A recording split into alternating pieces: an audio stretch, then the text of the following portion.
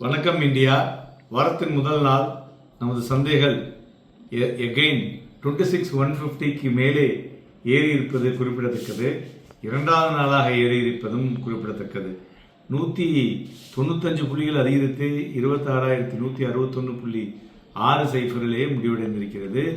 மெயினாக ஒரு ரீஇன்ஃபோர்ஸிங் 2 ஃபேக்டருங்க. என்னன்னா, ஒன்று வந்து USD INR, இரண்டாவது FAI நம்ம களத்தில் இறங்கி இருப்பது. ஸோ இது ரெண்டும் தான் சென்டிமெண்ட்டை கம்ப்ளீட்டாக தலைகீழ திருப்பி போட்டிருக்கு. பொழுதுக்கு அட்வான்சஸ் 2075, டிக்ளைன்ஸ் 652. இதுமாரி ப்ராடர் மார்க்கெட்டில் பார்த்தோன்னா அது பெஞ்ச் மார்க் அவுட் பர்ஃபார்ம் பண்ணியிருக்கு. மிட் அண்ட் ஸ்மால் கேப் பார்த்தீங்கன்னாக்க மிட் 1.3% இன்னைக்கு ஏறி இருக்கு. அதுபோல் ஸ்மால் கேப்பும் ஒரு 1.2% ஏறி இருக்கு. ஸோ ஒரு ரொபஸ்ட் பிரெத்தை இன்னைக்கு பார்க்க முடியும்னு சொல்லலாம். அதுபோல் மார்க்கெட் சென்டிமெண்ட்டும் பாசிட்டிவாக இருப்பதையும் காண முடிந்தது என்று சொல்லலாம். மேலும் துறைகளை பார்க்கும் பொழுது இன்னைக்கு எல்லா செக்டாரும் பாசிட்டிவாக முடிஞ்சிருக்கு.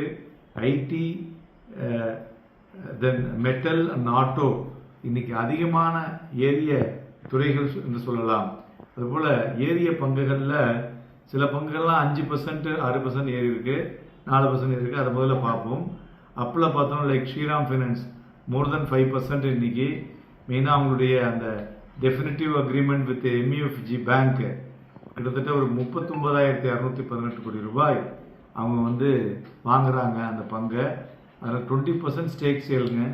ஸோ அதனால் உங்களுக்கு என்ன ஆகும்னு கேட்டிங்கன்னா, ஸோ இதுலேருந்து என்ன தெரியுதுன்னா, NBFCஸ்லாம் கெட்டிங் ஸ்ட்ராங்கர் பேங்கை விட அப்படிங்கிறத நிறைய வியாபாரம் வரக்கூடும் என்ற எதிர்பார்ப்பில் கிட்டத்தட்ட 40,000 கோடி ரூபாய் உள்ளே வந்திருக்குன்னு சொல்லலாம். அடுத்தது பார்த்தோம்னா ட்ரெண்ட், இன்ஃபோசிஸ், விப்ரோ, பாரதி ஏர்டெல் இது எல்லாமே 2.5%க்கு மேலே ஏறி இருக்கு. இது தவிர பார்த்தோம்னா companies like Reliance and HDFC bank அதுவும் ஏறி இருக்கு. அதேமாரி ஃப்ரெஷ் லிஸ்டட் ICICI ப்ருடென்ஷியல் ஒரு பெட்டர் ரேட்டில் இன்னைக்கு ஏறி இருந்த கிட்டத்தட்ட அதுலேயும் பார்க்க முடிஞ்சதுன்னு சொல்லலாம். மேலும் Bharat electronics, power grid, Tata motor passenger vehicle எல்லாமும் top gainers today, more than 2%. Other index கான்ட்ரிபியூட்டரில் like Asian paints, L&T, Bajaj finance, Bajaj Finserv இவை எல்லாமும் ஒரு முக்கிய பங்கு வச்சுன்னு சொல்லலாம்.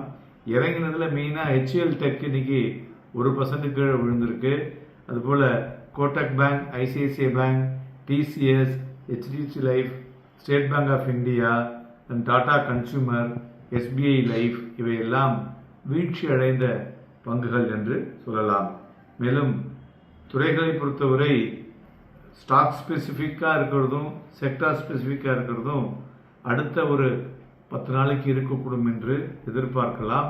அதுபோல் இன்றைய தினம் சில்வர் அண்ட் கோல்டு ரெண்டுமே ஒரு நல்ல மொமெண்டம் இருக்குது. சில்வர் இன்னைக்கு touch the new high again. So ரெண்டுமே போட்டி பறந்துட்டுருக்கு. அதுவும் சில்வர் அண்ட் கோல்டில் நிறைய பாசிட்டிவ் நியூஸ் தாங்க இருந்துகிட்ருக்கு. அதனால் எவ்ரி ரைஸ் நம்ம வாட்ச் பண்ணிவிட்டு அதற்கு தகுந்தாற் போல் அதில் ட்ரேட் பண்ணுவது நன்கு இருக்கக்கூடும். அதுபோல் நம்மளுடைய வாலட்டிலிட்டி இண்டெக்ஸ் இன்னைக்கு 1.68% ஏறி வாலட்டிலிட்டி இண்டெக்ஸ் 9.68ல் முடிஞ்சிருக்கு.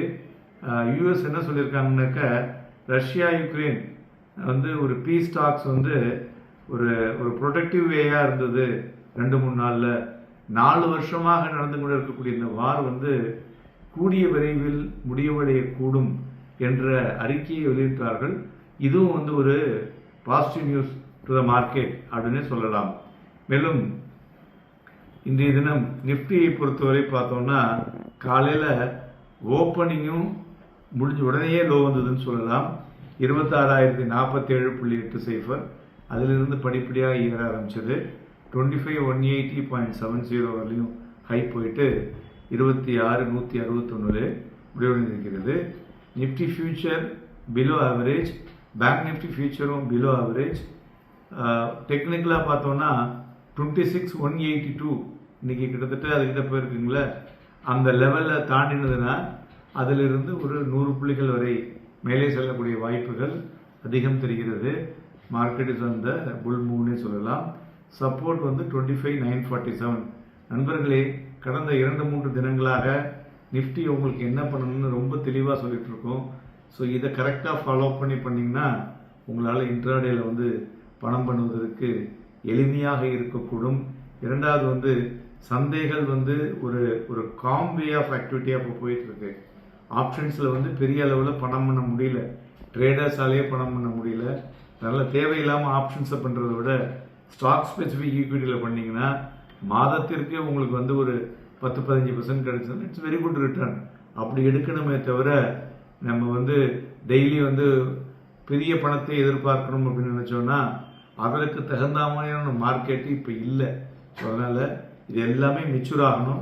மார்க்கெட் செட்டில் ஆகி ப்ராபப்ளி ஜனவரி 2026 மிட் ஆஃப் ஜனவரிக்கு அப்புறம் மார்க்கெட் வந்து ஒரு பெட்டர் மூமெண்ட் இருக்கும். ஏன்னா அதுக்குள்ளே நமக்கு பட்ஜெட் இருக்குது. அதோடு நம்ம பேச போகிறோம் ப்ரீ பட்ஜெட் ரேலி எப்போ வரும், இருக்கா இல்லையா என்பதை பற்றி தொடர்ந்து இணைந்திருங்கள். நன்றி.